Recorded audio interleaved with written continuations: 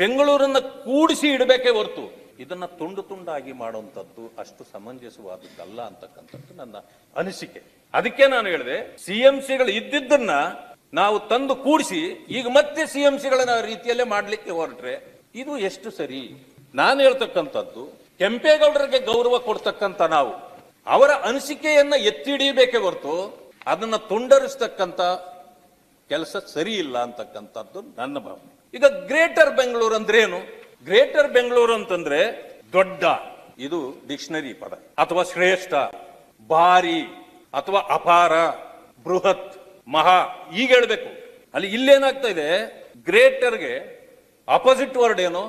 Little, smaller, minor, lower. Greater ಅಂತಂದ್ರೆ ಹಾಗಾಗ್ಬೇಕೆ ಹೊರತು ಇದ್ಯಾಕೆ ತುಂಡಾಗ್ತಾ ಇದೆ, ಚಿಕ್ಕದಾಗ್ತಾ ಇದೆ, ಸ್ಮಾಲರ್ ವೇನಲ್ಲಿ ಹೋಗ್ತಿದೆ?